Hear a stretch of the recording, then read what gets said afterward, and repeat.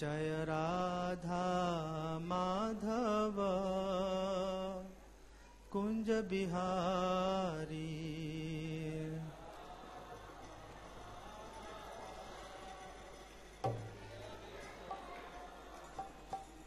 जय राधा माधव कुंज बिहारी।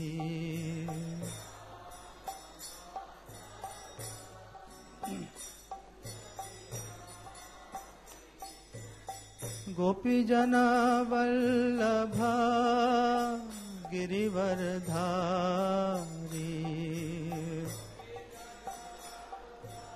हरि बोल हरि बोल। गोपी जन वल्लभ गिरिवरधारी।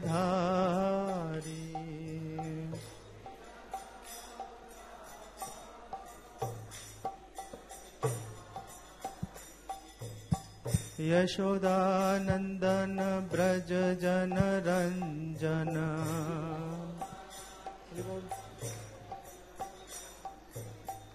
यशोदानंदन ब्रज जन रंजन।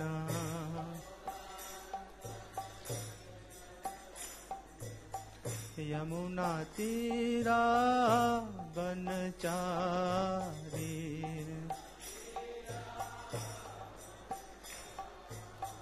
यमुना तीरा बनचारी।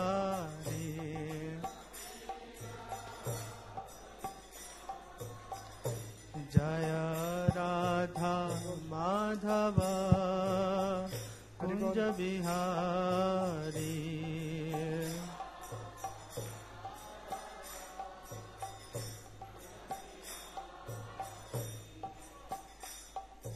गोपी जना वल्लभ गिरिवरधारी।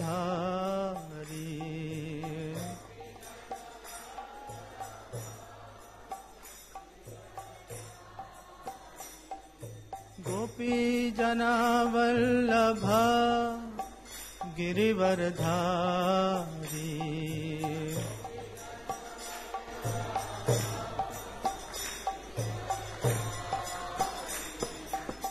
यशोदानंदन ब्रज जन रंजना।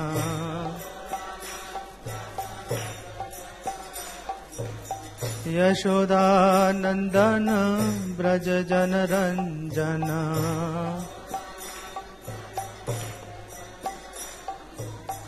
यमुना तीरा बनचारी।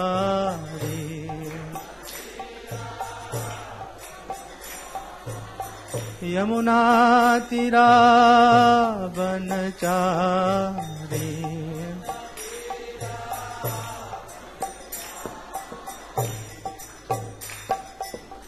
श्री कृष्ण चैतन्य प्रभु नित्यानंदा।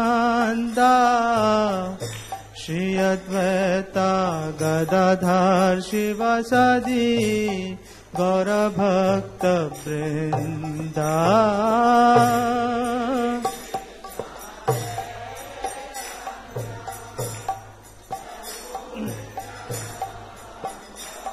गौरांग गौरांग।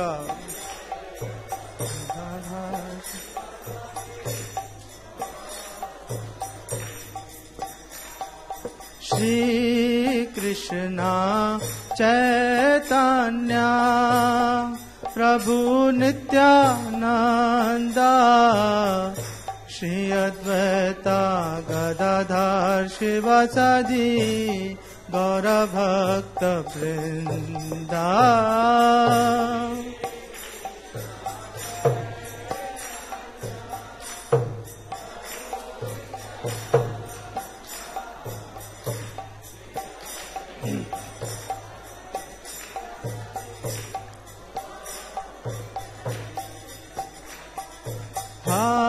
हरे कृष्णा कृष्णा कृष्णा हरे हरे हरे राम राम राम हरे हरे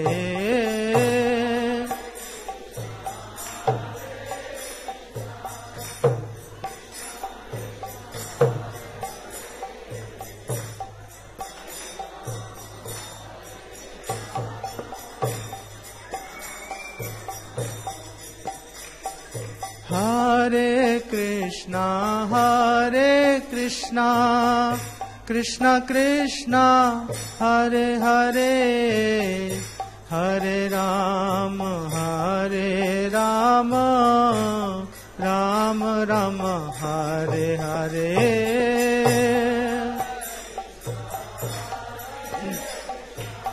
सब लोग बोलिए।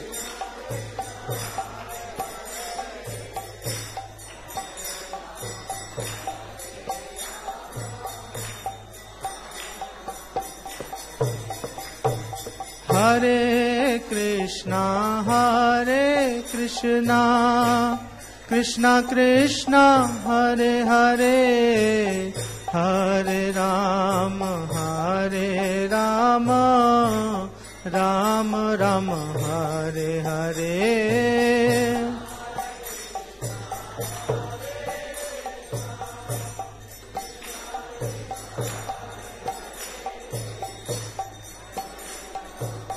हरे राम।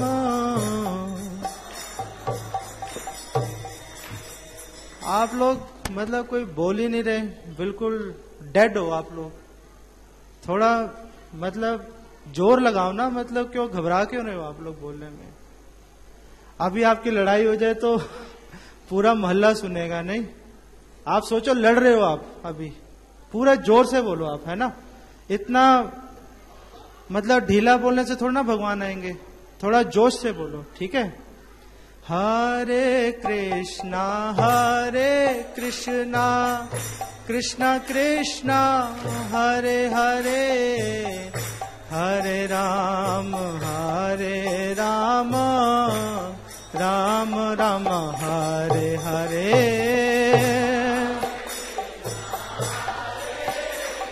और जोर से।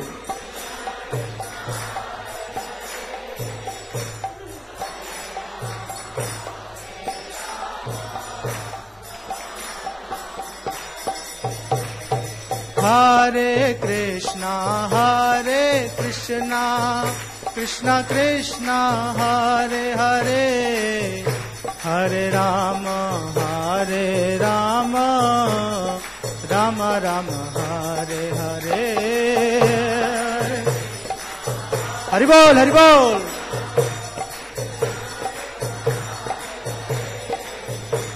हरे राम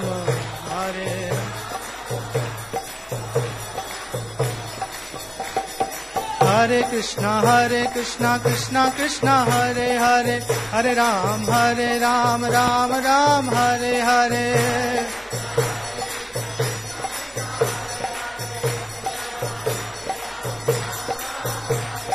हरे कृष्णा कृष्णा कृष्णा हरे हरे हरे राम राम राम हरे हरे।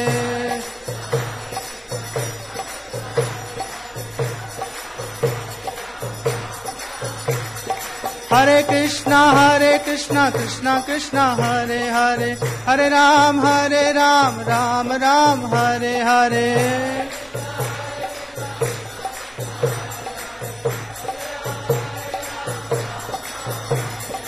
हरे कृष्णा कृष्णा कृष्णा हरे हरे हरे राम राम राम हरे हरे।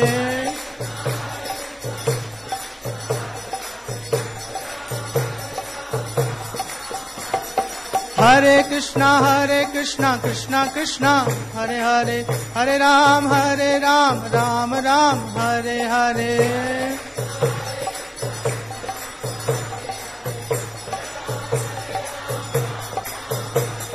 हरे कृष्णा कृष्णा कृष्णा हरे हरे हरे राम राम राम हरे हरे।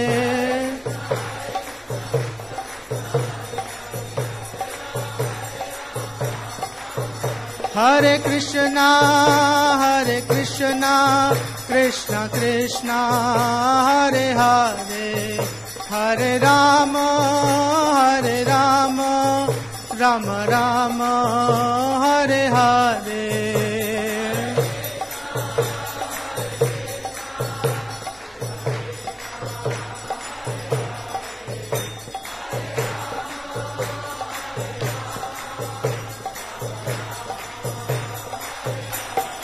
हरे हरे कृष्णा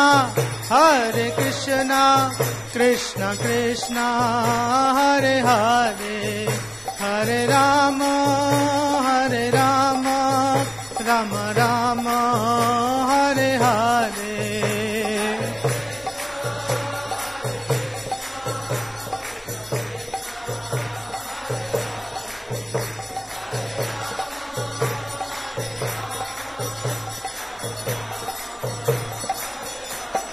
जय प्रभुपदा प्रभुपदा प्रभुपदा, जय प्रभुपदा।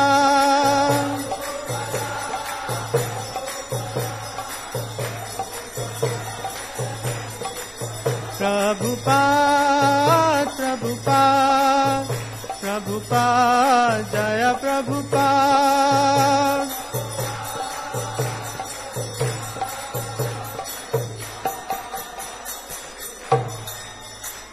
श्रीला प्रभुपाद की।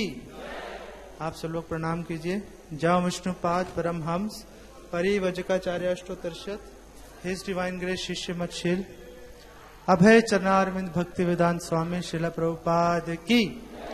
इस्कॉन फाउंडर आचार्य जगत गुरु श्रीला प्रभुपाद की। श्री श्री गौर निताय की। श्री श्री राधा पार्थ सारथी की। श्री श्री सीता राम लक्ष्मण हनुमान की। ताय गौर प्रेमानंदी।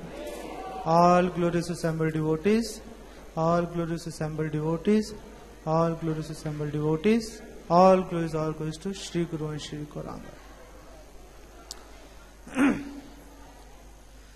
वंदे हम श्री गुरु श्रीयुता पदकमलम श्री गुरुन् वैष्णवांश श्री रूपम सागर जातम सहगण रघुनाथान्वितम तम सजीवम साद्वैतम सावधूतम परिजन सहितम कृष्ण चैतन्य देवम श्री राधा कृष्ण पादान सहगण ललिता श्री विशाखान मितांश।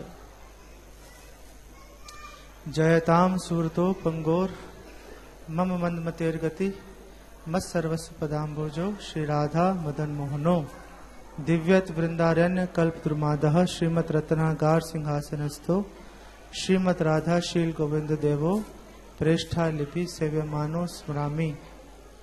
श्रीमान रास रस आरंभी वंशी वटा तथासिता कर्शन वेणु सनैर गोपीर गोपीनाथ श्रेष्ठुना। श्री राधा सह श्री मदन मोहन, श्री राधा सह श्री गोविंद चरण, श्री राधा सह श्री श्री गोपीनाथ।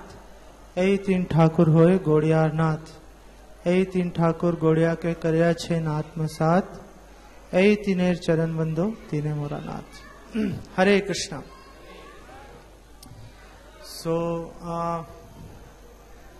प्रवचन शुरू करने से पहले जीता मित्र प्रभु, मोहन रूपा प्रभु और जितने भी मेरे सब वरिष्ठ सब वैष्णव हैं उनके चरणों में मैं प्रणाम करता हूं और उनकी आज्ञा के अनुसार मैं कुछ बोलने का प्रयास करता हूं। तो जिस प्रकार पिता के सामने पुत्र चाहे तोतली भाषा में कुछ बोले पिता को अच्छा लगता है, तो उसी प्रकार मेरे टूटे फूटे वचन जो हैं वो अवश्य जीता मित्र प्रभु को अच्छे लगेंगे। और मैं पहले ही अपनी सारी गलतियों के लिए उनसे क्षमा मांगता हूं मैं। सो आज का दिन बहुत ही पावन दिन है। आज के दिन से अगले एक महीने तक 14 मई तक जो है वो शालिग्राम शिला और तुलसी महारानी को जलदान का महीना है, तो बहुत ही पवित्र है। वैसे तो ये कहना कई बार अजीब भी लगता है कि आज का दिन बड़ा पावन है या कल का दिन बड़ा पावन होगा। कृष्ण भावनामृत में हर दिन और हर क्षण पावन है। जिस घड़ी हम जो भी भक्त दर्शन कर रहे हैं उनसे प्रार्थना है कि वो शांति पूर्वक दर्शन करें प्लीज। जिस क्षण हम भगवान नाम का उच्चारण कर रहे हैं, जिस क्षण हम भगवान कृष्ण का ध्यान कर पा रहे हैं, वो क्षण बहुत ही पुण्यशाली है। वो क्षण सर्वश्रेष्ठ क्षण है। और जिस क्षण हम भगवान को भूल जाते हैं, भगवान का विस्मरण हो जाता है, चाहे उस दिन जन्माष्टमी क्यों ना हो, हमें क्या फायदा उससे? नहीं। ये जो सब त्योहार हैं, जैसे अब अगले 1 महीने तक जलदान होगा शालिग्राम शिला को, और 20 तारीख को तो बहुत ही बड़ा उत्सव है। हाँ, 20 तारीख को अगले हफ्ते जो है रामनवमी है, और रामनवमी के दिन ही इस मंदिर की जो ओपनिंग हुई थी, है ना, तो बहुत ही आलीशान ढंग से जो है यहाँ पर फेस्टिवल मनाया जाएगा। आप सब उसमें भी भाग लेंगे ही, और आप सब अपने रिलेटिव्स को और रिश्तेदारों को वहां यहाँ पर लेके आइए आप, और उस सब में भाग लीजिए। तो ये सब जो उत्सव हैं, ये सब उत्सव हमें अवसर देते हैं कि हम भगवान का ध्यान कर पाए, क्योंकि हम सब लोग बद्ध जीव हैं, और बद्ध जीव का एक गुण होता है कि वो कभी भगवान को याद नहीं करना चाहता, है ना। इसीलिए भगवान ने बहुत ही कृपा करके, और हमारे आचार्यों ने, पूर्ववर्ती आचार्यों ने कृपा करके अलग अलग त्योहारों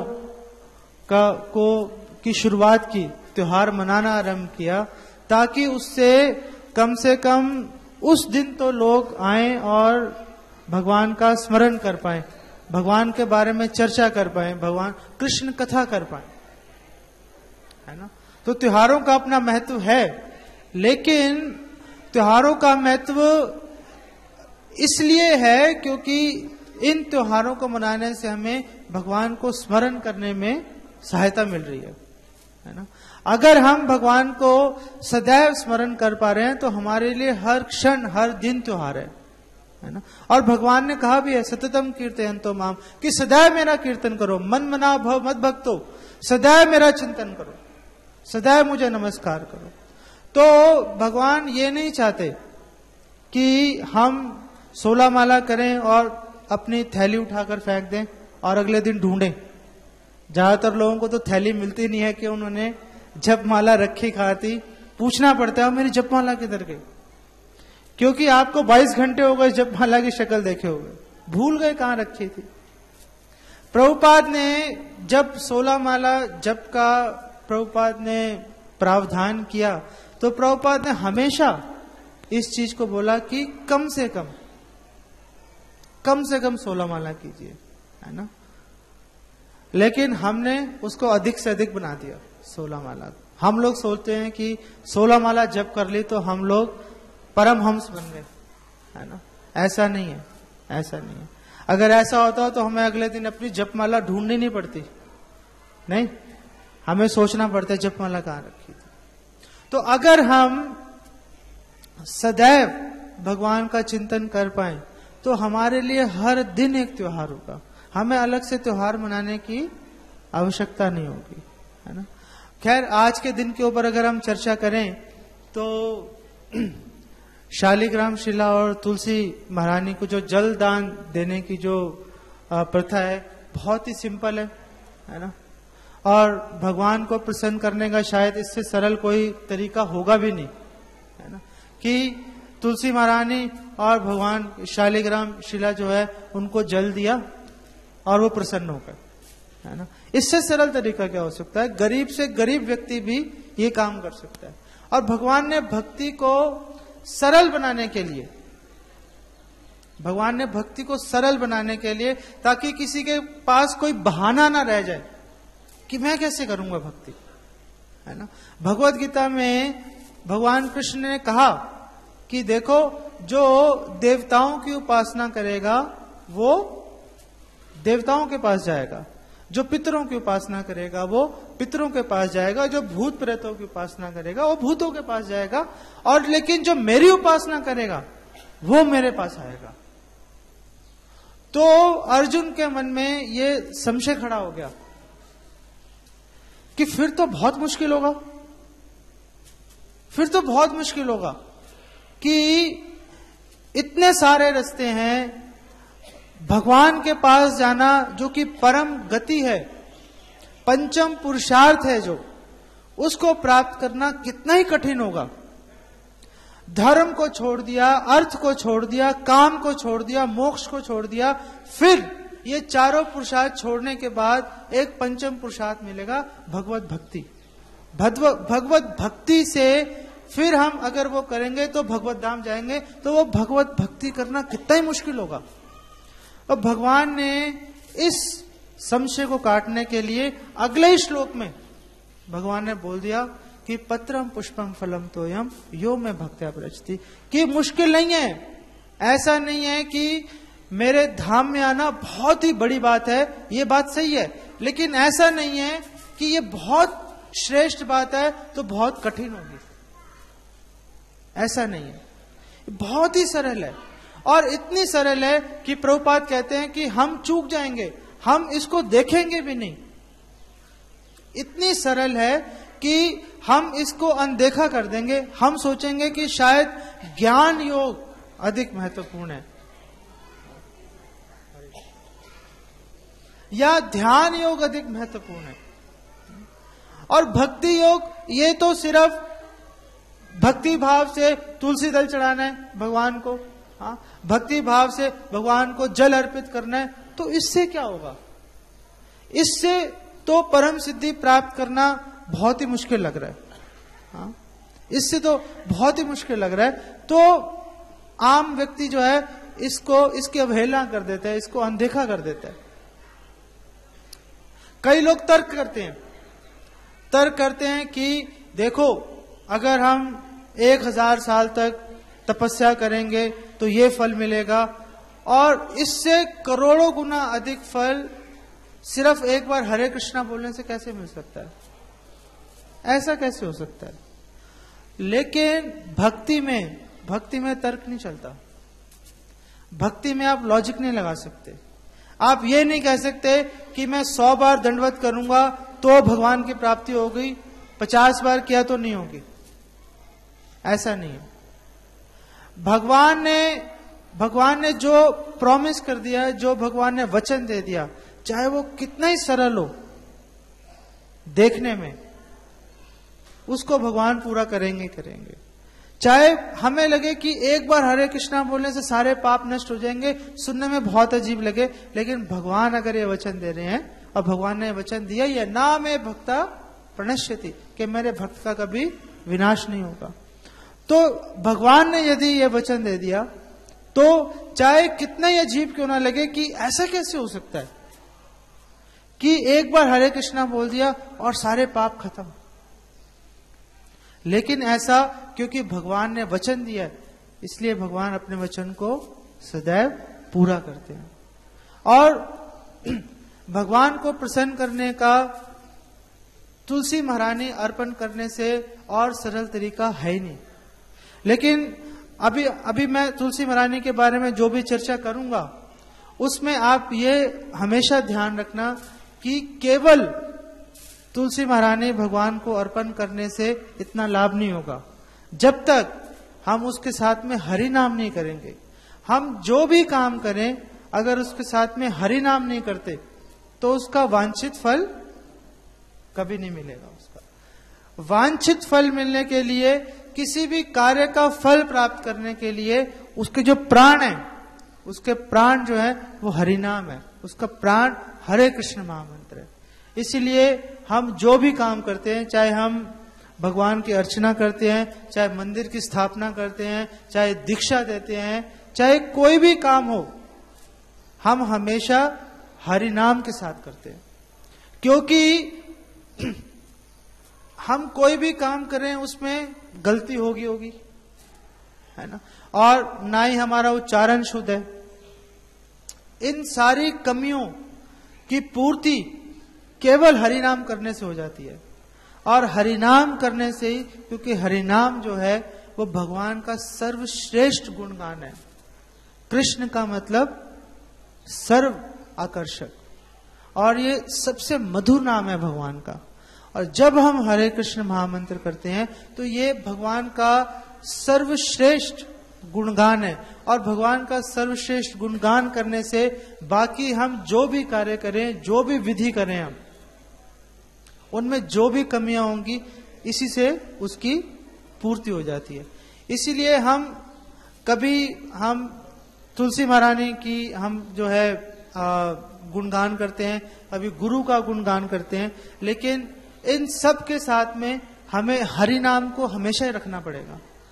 हरि नाम को अलग करके हम किसी का भी गुणगान करें वो इतना शोभा युक्त नहीं होगा, इतना शोभाशाली नहीं होगा, और ना ही इतना उसका प्रभाव आएगा। प्रभाव लाने के लिए जो मेडिसिन है, जो प्राण है, वो हरे कृष्ण महामंत्र है। ठीक है। तुलसी महारानी का इतना महात्म्य है, इतनी महिमा है तुलसी महारानी की कि अद्वैताचार्य जब बहुत दुखी हो गए, अद्वैताचार्य का नाम किस किस ने सुना है? अद्वैताचार्य का? ओ अच्छा, सब काफी लोग नए हैं आप। चैतन्य महाप्रभु तो सबको पता ही है, नहीं? गौर नेता है। चैतन्य महाप्रभु के एक पार्षद हैं, पंच तत्व के जो 5 जो मुख्य जिनकी हम पूजा करते हैं, पंच तत्व। पंच तत्व में कौन 5 हैं? चैतन्य महाप्रभु, नित्यानंद प्रभु, अद्वैताचार्य, गदाधर पंडित और श्रीवास पंडित। ठीक है।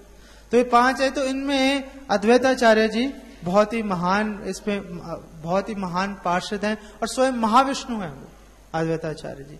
तो ये बात है जब महाप्रभु का अभी आविर्भाव नहीं हुआ था, तो नवद्वीप में रहते थे अद्वैताचार्य जी। अगर आप नवद्वीप जाएं तो योगपीठ, जो कि चैतन्य महाप्रभु का जन्म स्थान है, उससे करीब 400-500 मीटर की दूरी पर ही है अद्वैताचार्य भवन जो है। तो वहां पर अद्वैताचार्य रहते थे और अद्वैताचार्य, श्रीवास पंडित, ये सब लोग बहुत ही दुखी रहते थे ये लोग, क्योंकि नवद्वीप में उस समय चारों तरफ पूरे बंगाल के अंदर कर्म कांड फैला हुआ था। लोग दुर्गा की उपासना करना ज्यादा श्रेष्ठ समझते थे बजाय कि हरे कृष्ण मंत्र करने का। तो बहुत ही दुखी रहते थे भक्त ये देखकर कि ये सब लोग जैसे पतंगा अग्नि में प्रवेश कर रहा है, ऐसे ये सब लोग भोग ऐश्वर्य की कामना के चलते दुर्गा की उपासना करते हुए नरक की तरफ जा रहे हैं।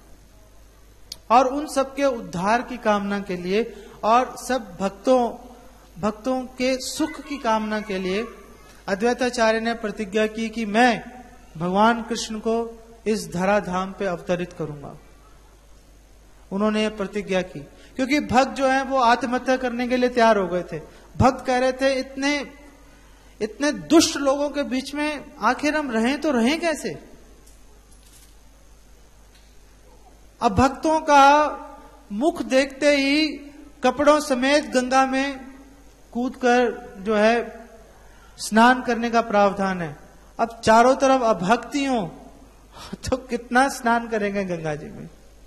तो उन्होंने कहा उससे अच्छा है कि हम गंगा जी में कूदकर अपने प्राण त्याग दें, कम से कम अभक्तों का मुंह तो नहीं देखना पड़ेगा। तो अद्वैताचार्य ने सबको सांत्वना दी और उन्होंने बोला रुको, मैं ये प्रतिज्ञा करता हूं कि मैं भगवान कृष्ण को अवतरित करूंगा धराधाम पर।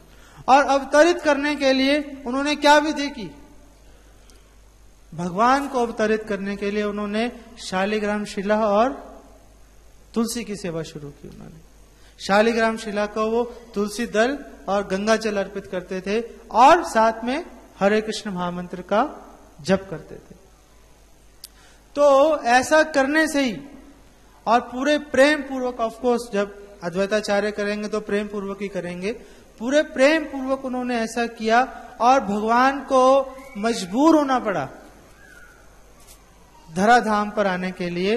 और महाप्रभु जो है, और भगवान कृष्ण जो है वो चैतन्य महाप्रभु के रूप में धराधाम पर अवतरित हुए।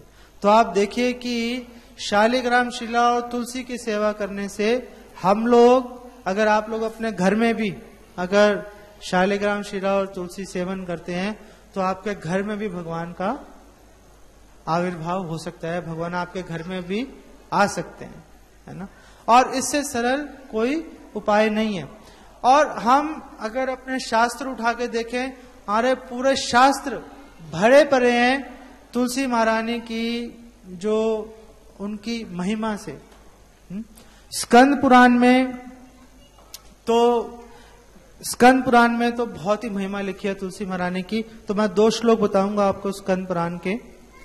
तो स्कंद पुराण में लिखा है कि मैं तुलसी को प्रणाम करता हूं जो तुरंत समस्त पापों का नाश कर सकती है। तुलसी का दर्शन व स्पर्श करने से ही सारे दुख और रोग नष्ट हो जाते हैं। तुलसी को जल देने से और प्रणाम करने से यम का भय खत्म हो जाता है। तुलसी का पौधा लगाने से कृष्ण भक्ति मिलती है और कृष्ण को तुलसी अर्पण करने से कृष्ण प्रेम की प्राप्ति होती है। तो स्कंद पुराण में लिखा है। और स्कंद पुराण में दूसरा एक जो श्लोक है वो लिखा है कि दृष्टा स्पर्शा तथा धाता कीर्तिता मणिता श्रुता रोपिता सेविता नित्यम पूजिता तुलसी शुभा नवधा तुलसीम देवीम ये भजंती दिने दिने युग कोटि सहस्त्राणी ते वसंती हरेर गृहे। कि अनंत समय तक, कोटि सहस्त्राणी का मतलब है कोई गिनती नहीं है, आप समय को गिन नहीं सकते, है ना। इस समय की गिनती नहीं हो सकती, अनंत काल तक। ते वसंती हरेर ग्रहे, वे लोग हरि के घर अर्थात गोलोक धाम वैकुंठ धाम में वास करेंगे। कौन लोग? जो लोग तुलसी का दर्शन करते हैं, तुलसी का स्पर्श करते हैं, तुलसी को जल देते हैं, तुलसी की पूजा करते हैं, और जो लोग तुलसी को भगवान को अर्पण करते हैं, है ना। और तुलसी भगवान को इतनी प्रिय है कि तुलसी के बिना भगवान की संतुष्टि नहीं होती, और ना ही तुलसी के बिना भगवान कोई भोग स्वीकार करते हैं, है ना। हम जब भी भगवान को भोग लगाते हैं तो उसमें हम तुलसी पत्र अवश्य डालते हैं उसके अंदर।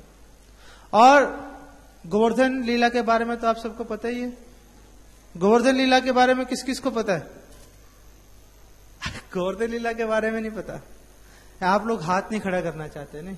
ऐसा तो हो ही नहीं सकता कि आपको ये पता नहीं हो कि भगवान ने गोवर्धन पर्वत उठाया था, है?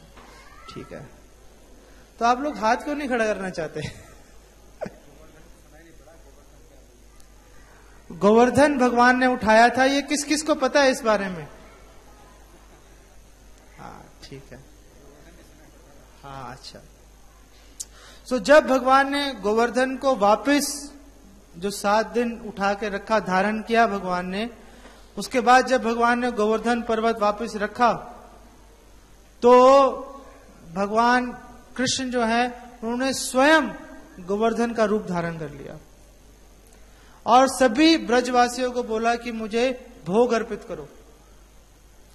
और सब ब्रजवासी अपने घर में जितना भी सामान था सब लेके आए और भगवान के लिए अलग अलग पकवान बनाए, व्यंजन बनाए और भगवान कृष्ण को भोग लगाया। तो क्या भगवान कृष्ण संतुष्ट हो गए उससे? भगवान कृष्ण संतुष्ट नहीं हुए, पूरे ब्रज का राशन खत्म हो गया। और भगवान क्या बोल रहे थे? आनी और लेके आओ, और लेके आओ। सब ब्रजवासियों ने बोला सारा सामान तो खत्म हो गया, अब क्या करें? तो उस समय भगवान को तुलसी दल का भोग लगाया गया। जब तुलसी दल का भोग लगाया गया भगवान को, तो तुलसी दल ग्रहण करते ही भगवान ने बोला ठीक है, मैं संतुष्ट हो गया। और जैसे ही भगवान संतुष्ट हुए, भगवान ने जितना भोजन ग्रहण किया था वो सारा का सारा प्रसाद के रूप में प्रकट कर दिया। और उसी को अन्नकूट उत्सव कहते हैं। जब सब जो है अन्नकूट उत्सव मनाया जाता है, बहुत ही बड़े पैमाने पर जो है चावल, कढ़ी और तरह तरह की सब्जियां और मिठाइयां, ये सब वितरण की जाती है ना, उसी के उपलक्ष्य में होती है। और जब भगवान, उस समय जब भगवान भोजन कर रहे थे गोवर्धन के रूप में, तो अब भगवान के दांतों में अन्न फंस रहा था। तो हम लोग तो वो छोटा सा लकड़ी का टुकड़ा यूज करते हैं नहीं, या ऑलपिन यूज करते हैं। तो भगवान ने क्या यूज किया? भगवान ने बड़े बड़े बांस के, जो बड़े बड़े बांस होते हैं 50-50 फुट लंबे, भगवान उससे अपना दांत साफ कर रहे थे उससे, है ना, क्योंकि विराट रूप था भगवान का, अचिंत्य था, अकल्पनीय था, सोच भी नहीं सकते। इस घटना का वर्णन जीवा गोस्वामी गोपाल चंपू में कर रहे हैं कि उन्होंने जो है बांस से जो है अपने दांतों को साफ कर रहे थे। गोपाल चंपू में वर्णन है इस लीला का, और बहुत ही सुंदर लीला है, आप सब पढ़ सकते हैं अगर आप पढ़ना चाहें तो।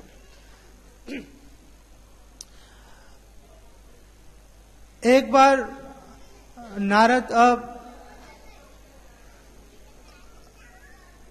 जब किसी में कितने भी दोष क्यों ना हो, किसी व्यक्ति में, अगर वो केवल तुलसी की सेवा करता है और हरिनाम करता है, उसी से उसके सारे पाप, सारे दोष, सारे अनर्थ खत्म हो जाते हैं उसके, है ना। और इसके उदाहरण हमें 2 मिलते हैं। इसके उदाहरण, नारद मुनि जो है उनको एक व्याध मिला, मृगारी नाम का एक व्याध था। व्याध का मतलब होता है जो शिकारी। तो वो शिकारी जब मिला तो अधमरा करके जानवरों को छोड़ देता था वो। तो नारद मुनि ने जब उनको समझाया कि कितना पापपूर्ण है ये कार्य, तो मृगारी ने अपनी पत्नी समेत ये काम छोड़ा और वैष्णव बन गया। तो उनको नारद मुनि ने ये शिक्षा दी उनको कि आप तुलसी जो है, तुलसी का पौधा लगाओ और तुलसी महारानी की सेवा करो और हरिनाम करो, इससे तुम्हारे सारे अनर्थ खत्म हो जाएंगे। और मृगारी के सारे अनर्थ खत्म हुए भी,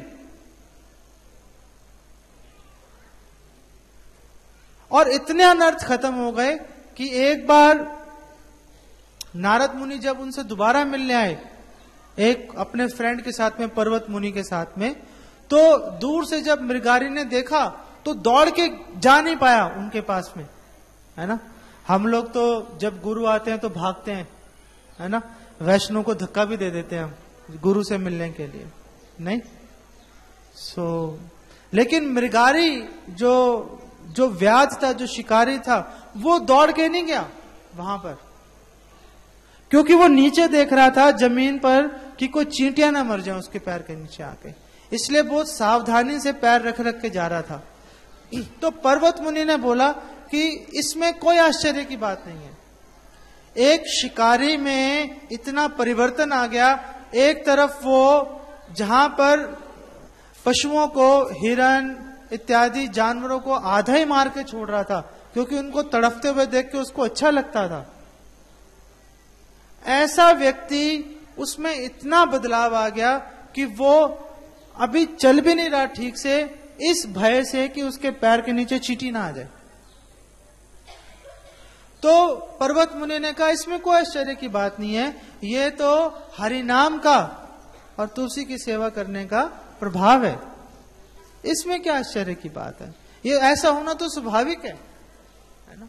और एक महाप्रभु के बहुत ही अच्छे पार्षद थे हरिदास ठाकुर, नामाचार्य थे, हर रोज 3 लाख नाम लेते थे, और 3 लाख नाम लेने के बावजूद जब वृद्ध हो गए तो एक बार बहुत ही रो रहे थे, और महाप्रभु ने उनसे पूछा कि आप क्यों रो रहे हो? तो उन्होंने बोला, महाप्रभु मैं भगवान का नाम अच्छी तरह से ले नहीं पाता, मेरा कितना दुर्भाग्य है कि मेरी भगवान नाम में, हरि नाम में रुचि उत्पन्न नहीं हुई। 3 लाख नाम लेने वाला, है ना। तो हरिदास ठाकुर, उनको नामाचार्य बोलते हैं इसलिए। तो हरिदास ठाकुर, उनकी बहुत ही उनका यश फैल रहा था, लोग उनसे दीक्षा लेने के लिए बहुत ही उत्सुक हो रहे थे, बाकी लोगों को, बाकी साधुओं को और राजा तक की लोग अवहेलना कर रहे थे हरिदास ठाकुर के लिए। तो वहां के लोगों में ईर्ष्या आ गई। नवाब में उसने एक वैश्या को भेजा हरिदास ठाकुर के पास कि हरिदास ठाकुर को किसी तरह से वो अपने अपने रूप से मोहित कर ले और उसका पतन हो जाए हरिदास ठाकुर का। लेकिन हरिदास ठाकुर ने उनको कुछ दिन तक उनको तुलसी मंडप के पास बैठने के लिए बोला और उनको बोला आप यहां बैठ के थोड़ा हरिनाम करो, मैं भी अपना जप खत्म करता हूं, फिर आपसे बात करूंगा। 3-4 दिन ऐसे बीते और जब हरिदास ठाकुर ने उनको पूछा उस वैश्या को कि मैं आपकी क्या सेवा कर सकता हूं, और वैश्या किस लिए आई थी? हरिदास ठाकुर से उनको उनका पतन करने के लिए। और जब हरिदास ठाकुर ने पूछा मैं आपकी क्या सेवा कर सकता हूं, तो उनके चरणों में गिर गई वो वैश्या और उनको बोला कि आप मुझे दीक्षा दीजिए और अपने शिष्य स्वीकार कीजिए। और यह परिवर्तन कैसे आया? यह परिवर्तन आया तुलसी महारानी के समीप बैठकर हरिनाम करने से। हरिनाम की, तुलसी महारानी की और हरिनाम की कितनी महिमा बोली जाए, वो सब महिमा बहुत ही कम है वो।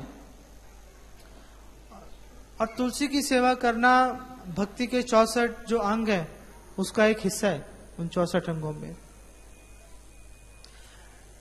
लेकिन प्रभुपाद ने बोला है कि देखो केवल तुलसी की उपासना करना ठीक नहीं है। प्रभुपाद ने एक लेटर में लिखा कि अगर आप सिर्फ केवल तुलसी की उपासना शुरू कर दो वो इतनी अच्छी बात नहीं है। तुलसी की उपासना हम इसलिए कर रहे हैं क्योंकि वो एक परम वैष्णवी है, एक परम वैष्णवी है। और गौड़िया वैष्णव, हम सब गौड़िया वैष्णव हैं। गौड़िया वैष्णव का मतलब जो चैतन्य महाप्रभु के अनुयायी हैं, सरल शब्दों में। तो जो चैतन्य महाप्रभु के अनुयायी हैं उनका एक ही लक्ष्य है, गोपी भर्तुर पद कमलोर दास दासानुदास, कि भगवान कृष्ण के दासों का दास बनना। हम भगवान कृष्ण से सीधा मिलना नहीं चाहते, हमारी ऐसी इच्छा नहीं है। चैतन्य महाप्रभु ऐसा नहीं कह रहे कि हम भगवान कृष्ण से सीधा जाकर मिलें और उनसे संभोग करें। चैतन्य महाप्रभु को यह शिक्षा नहीं है। चैतन्य महाप्रभु की शिक्षा है कि हम भगवान कृष्ण के दासों की सेवा करें ताकि वो भगवान कृष्ण की डायरेक्ट अच्छे से सेवा कर सकें। और हम तुलसी महारानी की सेवा करना चाहते हैं क्योंकि तुलसी महारानी भगवान कृष्ण की बहुत ही अच्छी भक्त है ना। हम तुलसी महारानी की सेवा करना चाहते हैं ताकि तुलसी महारानी को भगवान कृष्ण की सेवा करने में और अच्छी तरह से सेवा करने में उनको मदद मिले, है ना। हम तुलसी महारानी की सेवा इसलिए नहीं करना चाहते ताकि 10 साल के बाद हम तुलसी महारानी को साइड पे करके भगवान कृष्ण की डायरेक्ट सेवा शुरू कर दें। हम ऐसा नहीं करना चाहते। हम सदैव तुलसी महारानी, श्रीमती राधा रानी, उनकी दासियों की सेवा करते रहना चाहते हैं। अगर भगवान को हमसे मिलना होगा तो मिल लेंगे। हम भगवान से मिलना नहीं चाहते, हमारे मन में ऐसी इच्छा नहीं है। हम भगवान से मिलकर आखिर करेंगे भी क्या, है ना। हमें नहीं पता कि भगवान के सामने हमें क्या व्यवहार करना है, लेकिन भगवान के भक्त, जो भगवान के दास हैं, वो अवश्य हमें सिखा सकते हैं कि भगवान की सेवा किस प्रकार करनी है, भगवान की सेवा हम किस प्रकार से अच्छी तरह से कर सकते हैं। इसीलिए हमारे शास्त्रों में कहा भी गया है कि तदीया नाम समर्चनम, कि भगवान की, और ये शिव जी कह रहे हैं पार्वती जी से, कि सभी प्रकार की पूजा में, कोई भी पूजा ले लो उसमें हरि की पूजा सर्वश्रेष्ठ है। लेकिन हरि की पूजा से भी एक चीज श्रेष्ठ है, तदीया नाम समर्चनम, तदीया नाम समर्चनम, कि हरि से भी ऊंची है हरि भक्तों की, हरि दासों की सेवा करना। अगर हम हरि के भक्तों की सेवा करेंगे तो ही हम भगवान को प्रसन्न कर पाएंगे। और भगवान स्वयं इस बात की पुष्टि करते हैं। भगवान कह रहे हैं कि मेरी जो डायरेक्ट सेवा कर रहा है उसको मैं इतना श्रेष्ठ नहीं मानता, लेकिन जो मेरे भक्त की सेवा कर रहा है उसको मैं अधिक श्रेष्ठ मानता हूं, उसको मैं अपना सच्चा भक्त मानता हूं। तो क्या हम गुरु की सेवा करते रहें और कुछ मत करें? अगर हम केवल गुरु की सेवा करते रहेंगे तो भी उस समय परम सिद्धि प्राप्त होगी। शर्त यह है कि गुरु प्रमाणिक होना चाहिए। अगर गुरु प्रमाणिक होगा तो आपकी सेवा को वो ऑटोमेटिकली भगवान कृष्ण की सेवा में लगा देगा। अगर हम विवेकानंद जैसे किसी ढोंगी व्यक्ति के चंगुल में फंस गए, विवेकानंद कहता है कि तुलसी के पौधे को जल देने से अच्छा है बैंगन के पौधे को जल दो, बैंगन तो खाने को मिलेगा। ये विवेकानंद कहते हैं। अगर हमने, और विवेकानंद मतलब बहुत ही महान समझा जाता है, लेकिन वो एक नंबर का रास्कल था, दुष्ट था, धूर्त था वो। हाँ? और प्रभुपाद ने हमेशा विवेकानंद को एक रास्कल कह के संबोधित किया। तो अगर हम ऐसे व्यक्ति की सेवा शुरू कर दें तो हमें क्या हासिल होगा? अगर हमने गुरु की सेवा करनी भी है तो भी हमें अपनी बुद्धि का प्रयोग करना पड़ेगा। गुरु की सेवा करने में या किसी भी वैष्णव की सेवा करने में हमें हमेशा कृष्ण का ध्यान रखना ही पड़ेगा। अगर हम किसी वैष्णव को या तुलसी को अगर हम कृष्ण से जोड़कर नहीं देखेंगे तो सेवा का हमें फल नहीं मिलेगा। गुरु है ही इसलिए गुरु कि वो कृष्ण से संबंधित है। तुलसी महारानी की पूजा प्रशंसनीय है क्योंकि वो कृष्ण से संबंधित है। अगर कृष्ण से संबंधित नहीं हो तो फिर तुलसी की या गुरु की पूजा करने से लाभ ही क्या है? गुरु तो कृष्ण से हटकर गुरु का कोई महत्व नहीं है, तुलसी का कोई महत्व नहीं है, इस पूरे ब्रह्मांड में किसी भी वस्तु का कोई महत्व नहीं है। ये बात हमें हमेशा स्मरण रखनी पड़ेगी। तो जब भी हम वैष्णव की सेवा करें, जो कि हमें करनी ही चाहिए, उस समय भी हमें कृष्ण का स्मरण रखना चाहिए। और जो वैष्णव है वास्तव में वो वैष्णव ही इसलिए है कि वो आपको खुद ही कृष्ण की सेवा में लगा देंगे। वैष्णव का मतलब ही यही है कि जिसको देखकर दूसरे लोगों को कृष्ण का स्मरण है ना।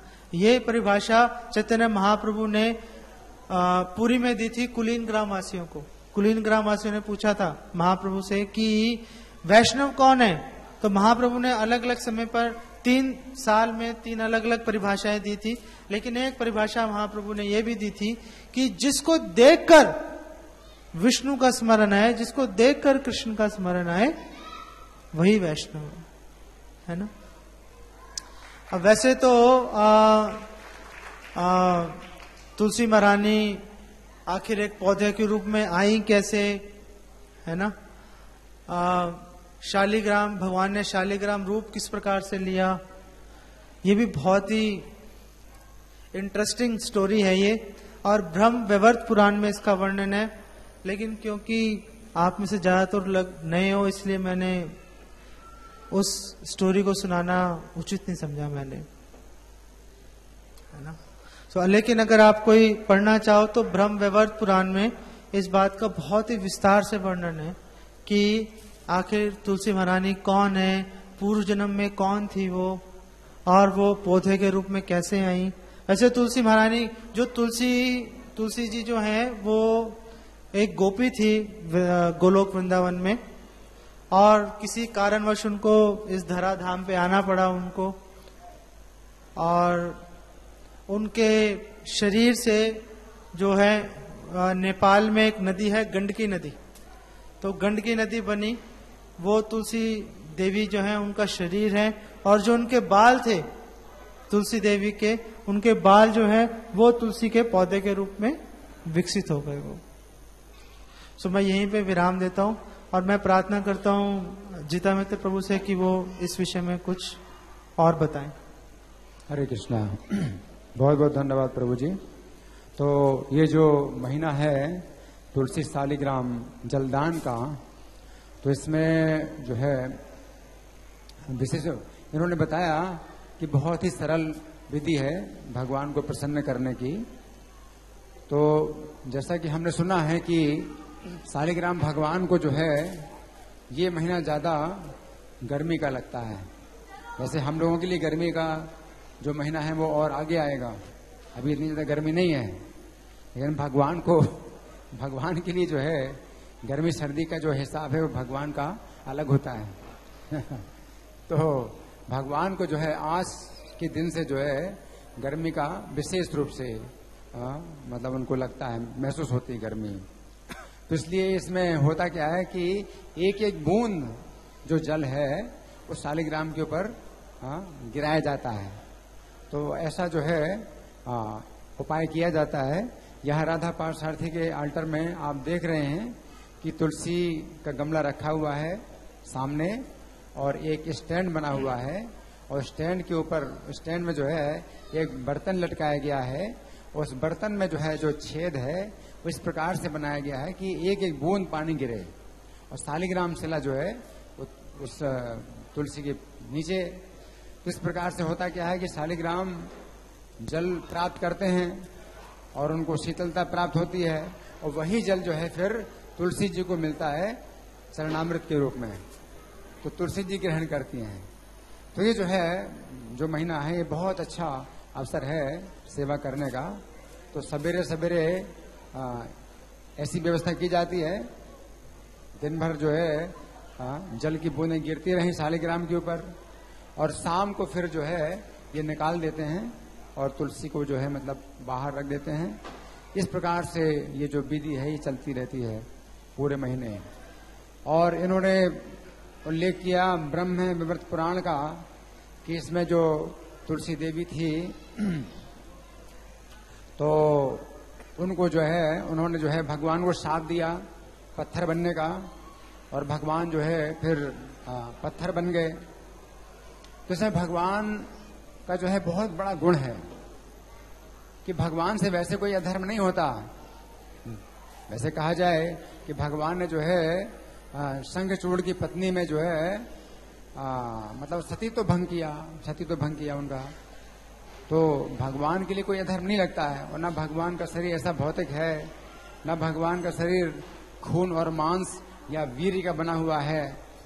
लेकिन फिर भी भगवान अगर कुछ करते हैं कार्य, और जो तुलसी थी शंखचूड़ की जो पत्नी थी उसने माना कि भगवान ने अधर्म किया और उसने भगवान को दंड दिया, तो भगवान धर्म के इतने समर्थक हैं कि भगवान ने उसके दंड को स्वीकार किया।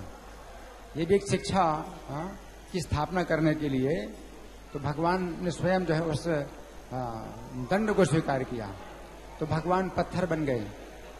लेकिन भगवान का जो गुण है उसमें घटता नहीं है कि भगवान अगर पत्थर बन गए तो अब उनके गुण जो है समाप्त हो गए, अब तो पत्थर ही बन गए, ऐसा नहीं है। भगवान जो है किसी भी रूप में हो, लेकिन भगवान के जो है उनमें पूरी शक्तियां रहती हैं। तो इसलिए शालिग्राम शिला जो है ये दिव्य है और भगवान का रूप है, जैसे इन्होंने बताया। तो शालिग्राम का भी महात्म्य जो है बहुत भरा पड़ा है शास्त्रों में। जैसे तुलसी का महात्म्य मिलता है शास्त्रों में भरा पड़ा है, उसी प्रकार से शालिग्राम का भी महात्म्य शास्त्रों में भरा पड़ा है ना। तो ये समय बहुत पवित्र है। तो आज बड़ा अच्छा रहा कि इन्होंने तुलसी की और शालिग्राम की महिमा का वर्णन किया। श्रीमती तुलसी शालिग्राम जलदान महामहोत्सव की, जगत गुरु शिला प्रभुपाद की, श्री श्री राधा पार्थ सारथी ललिता विशाखा की, श्री श्री गौरताई भगवान की, श्री श्री सीताराम लक्ष्मण हनुमान की। हरे कृष्णा।